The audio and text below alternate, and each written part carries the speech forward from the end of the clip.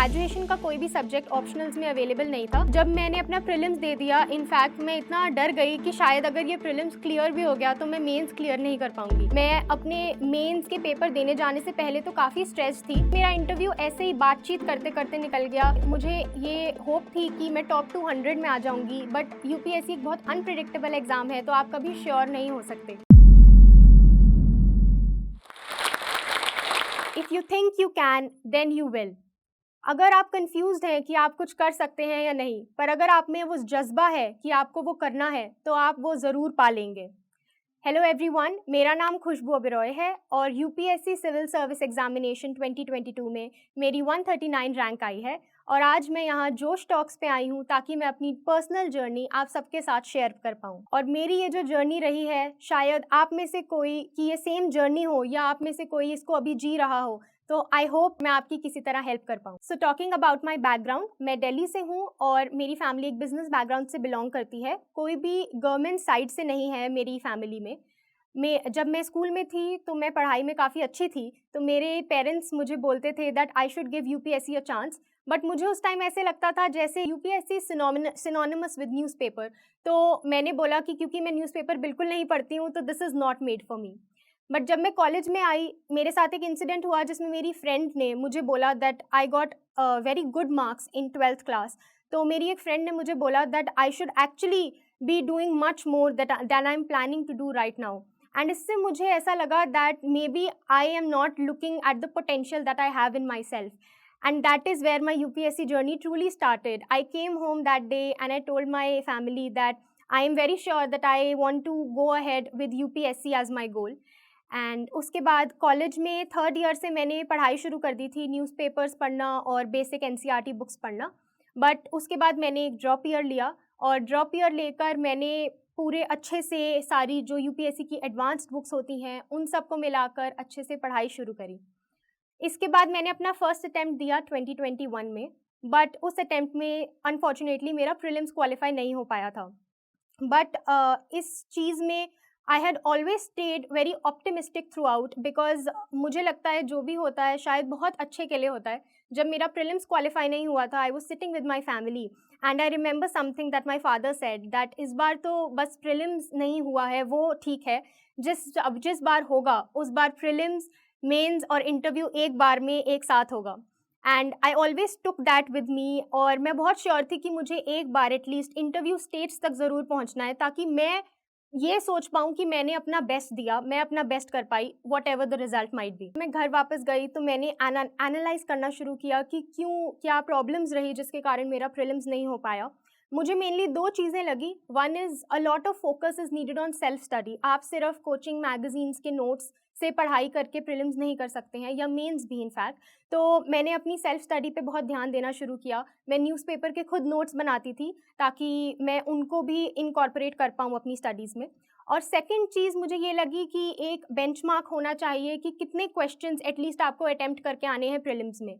मेरे पहले एग्ज़ाम में वो जो बिग डे फैक्टर होता है वो आ गया, उसके कारण मैं काफ़ी नर्वस हो गई थी, तो मैं इसलिए कम क्वेश्चंस अटेम्प्ट कर पाई। बट मेरे सेकंड प्रीलिम्स में मैं बहुत श्योर थी कि मुझे एटलीस्ट 85 क्वेश्चंस अटेम्प्ट करके आना ही है।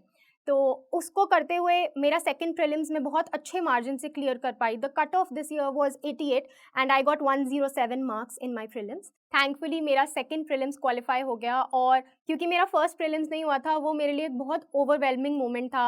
आई हैड टीयर्स ऑफ जॉय।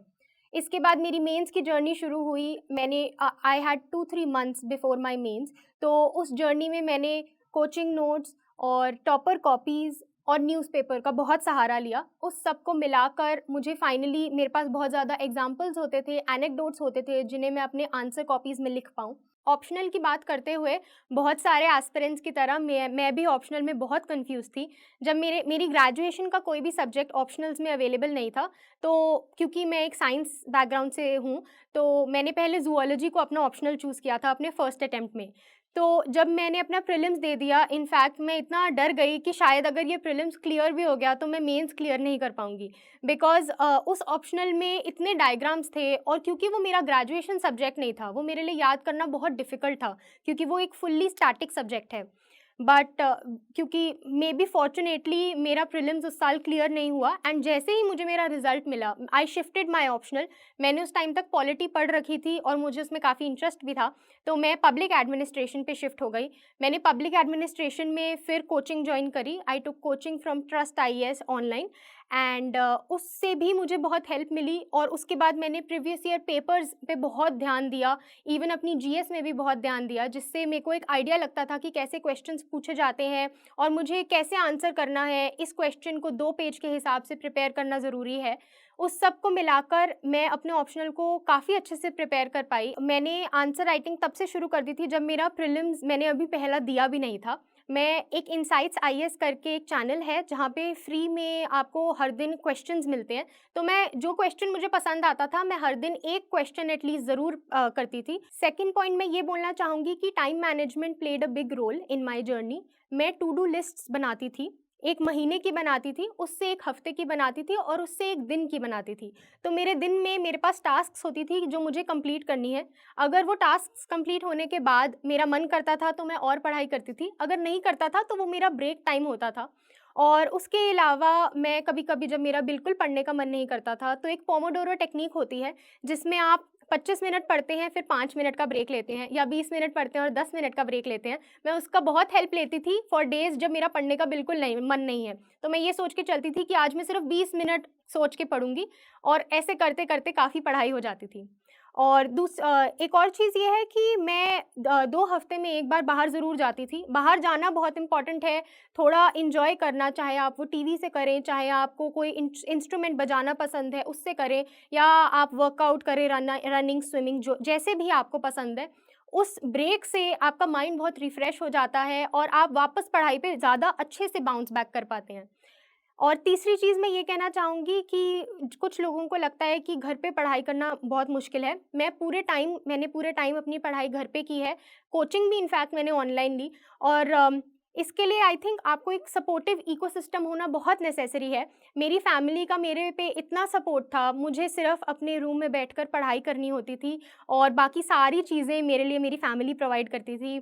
चाहे वो खाना हो, चाहे वो कुछ भी हो, हमारे घर गेस्ट्स नहीं आएँगे ताकि मैं डिस्टर्ब ना होऊँ, हर चीज़ मेरे लिए हैंडल्ड थी।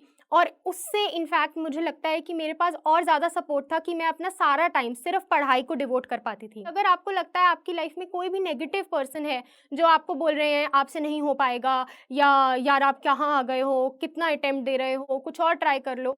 और अगर आप वो अटेम्प्ट नहीं, मतलब आप उस चीज़ को नहीं छोड़ना चाहते, तो you should rather cut that negative people out from your life. आप उनसे मिलना कम कर दें, बात करना कम कर दें। जब आप अपने आप को पॉजिटिव लोगों से सराउंड करते हैं, आपकी मोटिवेशन खुद ब खुद बहुत बढ़ती जाती है, आपको खुद में बहुत अच्छा फ़ील होता है, and you feel that you can do it, आप में वो पोटेंशियल है। इसी सब के साथ मैं आगे बढ़ी थी। मैं अपने मेंस के पेपर देने जाने से पहले तो काफ़ी स्ट्रेस्ड थी, एंड स्ट्रेस होना बहुत नॉर्मल है, बट जब मैं फाइनली अपने मेंस के एग्ज़ाम देने जाती थी, उस दिन मैं बहुत कॉन्फिडेंस के साथ जाती थी कि पेपर में वही आएगा जो मुझे आता है, और अगर मुझे नहीं भी आता होगा तो शायद किसी और को भी नहीं आता होगा, क्योंकि मैंने इतनी पढ़ाई करी है। तो उस कॉन्फिडेंस के साथ मैं हमेशा जाती थी और ये ज़रूर सोच के जाती थी कि मुझे हर पेपर में सारे क्वेश्चंस अटेम्प्ट करके आने ही हैं, क्योंकि मेंस में कोई नेगेटिव मार्किंग नहीं होती। So keeping that in mind, मैंने अपने मेंस में in every paper I attempted each and every question. और उसके बाद there was a long wait before the mains result, and इस बार मेंस रिज़ल्ट थोड़ा डिले भी हो गया था। तो उस टाइम पे जो फीलिंग्स थी मेरी, I was very stressed, and मैं अपने घर से बाहर भी नहीं निकलती थी because I was constantly just waiting for the result.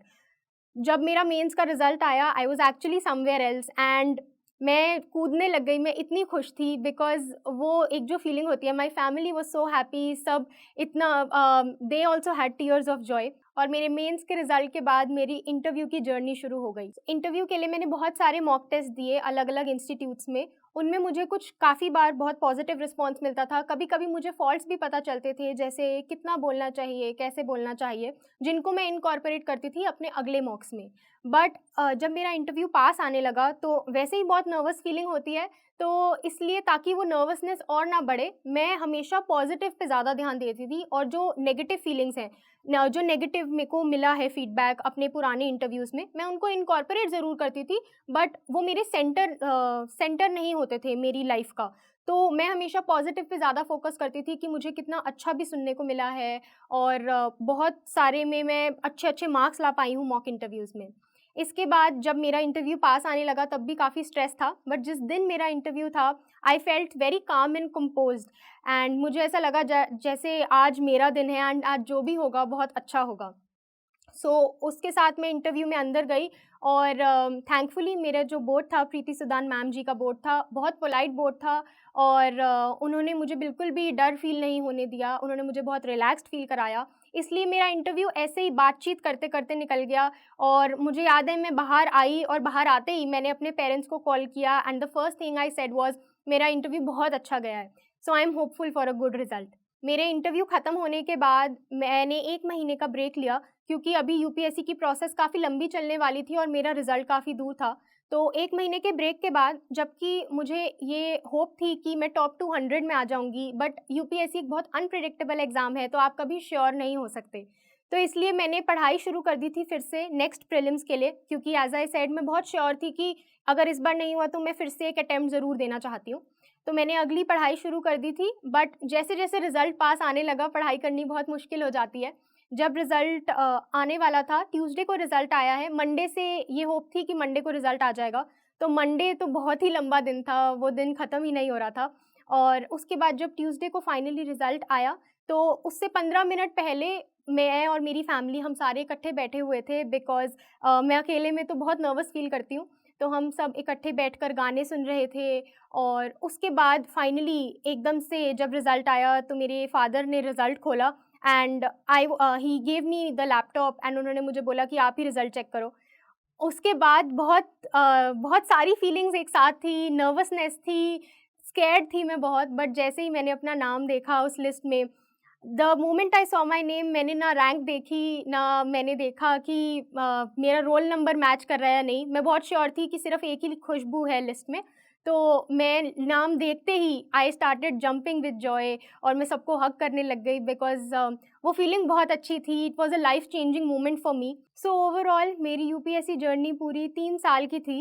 अभी सिलेक्शन होने के बाद this is not the end, this is in fact the beginning of a new journey.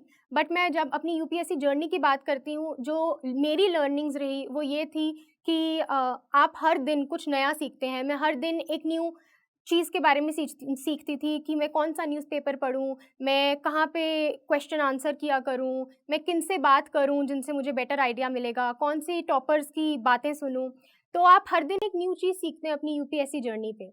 और उसके अलावा दूसरी चीज़ जो मैं हमेशा साथ रखकर चलती थी वो था मेरा ऑप्टिमिज़्म। मैं कितना भी स्कैर्ड फ़ील करूँ, कितना भी नर्वस फ़ील करूँ, मैं हमेशा ये याद रखती थी that I am on this journey because I believe in my self. अगर मैं अपने आप में बिलीव नहीं करूँगी तो चाहे मैं कितनी भी अच्छी हो जाऊँ, मैं शायद इस एग्ज़ाम को क्लियर नहीं कर पाऊँगी। तो इसको ध्यान में रखते हुए ऑल्सो मैं हमेशा अपने कबर्ड पे एक कोट लगा कर रखती थी, जिससे मुझे बहुत मोटिवेशन मिलती थी and I would like to share that quote with you which said if it wasn't hard everyone would do it, it's the hard that makes it great. So with that, I always used to think that I can do it, I have the potential to do it and अगर आप इस journey पे हैं तो मैं ये ज़रूर चाहूँगी कि आप भी हमेशा ऐसे सोच कर चलें कि आप ये कर सकते हो, अगर कोई और कर सकता है तो आप भी ज़रूर कर सकते हो। And with that I would like to end my note, all the very best to everyone. Before ending मैं आपको बताना चाहूँगी दैट जोश टॉक्स की यूपीएससी टीम ने भी आपके लिए एक मैसेज दिया हुआ है, प्लीज़ आप उसको ज़रूर सुनें एंड वो आपको ज़रूर हेल्प करेगा आपकी प्रिपरेशन में। हेलो एस्पिरेंट्स, हम में से बहुतों का सपना है आईएएस ऑफिसर बनने का, लेकिन ये जर्नी बहुत महंगी है और इसलिए बहुत एस्पिरेंट्स ने हमें रिक्वेस्ट किया कि क्या जोश एस्पिरेंट्स को हेल्प कर सकते हैं फाइनेंशियली उनकी जर्नी में। तो इसलिए जोश टॉक्स ने कांटेक्ट किया इंग्लिश मीडियम के लिए केएसजी आईएएस के खान सर को और आईएएस हब के एमके यादव सर को और हिंदी मीडियम के लिए निर्माण आईएएस के केडी सर को। आपने शायद नाम तो सुना ही होगा। Khan sir, MK Yadav sir और केडी सर तीनों ही यूपीएससी के बहुत ही शानदार टीचर्स हैं जो दिल्ली में ऑफलाइन और ऑनलाइन दोनों पढ़ाते हैं। एमके यादव सर की एक बहुत famous student Ritika Jindal ma'am ने 2018 में AIR 88 हासिल किया। उन्होंने जोश टॉक्स भी दी है। उनके और बहुत से स्टूडेंट्स ने भी जोश टॉक्स दी हैं जो कुछ ही टाइम में रिलीज होंगी। खान सर और केएसजी आईएएस को तो इंट्रोडक्शन की जरूरत ही नहीं है। देश के सबसे जाने माने और रिस्पेक्टेड इंस्टीट्यूट्स में से है KSG। टीना डाबी, शायद आपको नाम याद होगा, सर की ही स्टूडेंट रही थी। केडी सर के भी बहुत स्टूडेंट्स ने यूपीएससी में टॉप रैंक्स प्राप्त की हैं। कुछ ही समय में सर के भी बहुत से स्टूडेंट्स की टॉक्स रिलीज होने वाली हैं। तो हमने तीनों सर को कांटेक्ट किया और रिक्वेस्ट किया कि जोश की फैमिली के लिए अगर वो एक बहुत ही बड़ी स्कॉलरशिप दे पाए, क्योंकि अब 24 में जो भी अटेम्प्ट देना चाहते हैं उनके लिए तैयारी करने का टाइम आ गया है। हमें बहुत ही खुशी है कि तीनों सर ने जोश की टीम को इसमें सपोर्ट किया है। जोश की फैमिली के लिए तीनों सर हमें स्कॉलरशिप प्रोवाइड करेंगे, यानी कि वही क्वालिटी एजुकेशन जिसकी फीस लाखों में जाती थी, अब हम अफोर्ड कर पाएंगे। ये हेल्प वैल्यूएबल है सबसे ज़्यादा हम नए एस्पिरेंट्स के लिए, जिन्हें फाउंडेशन कोर्स करना तो है लेकिन लाखों की फीस हम अफोर्ड नहीं कर सकते।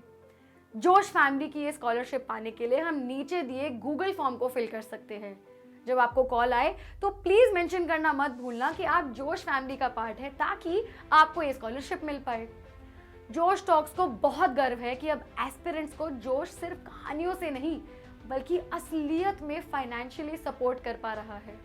जोश टॉक्स का सपना कभी भी सिर्फ टॉक्स बनाना नहीं था।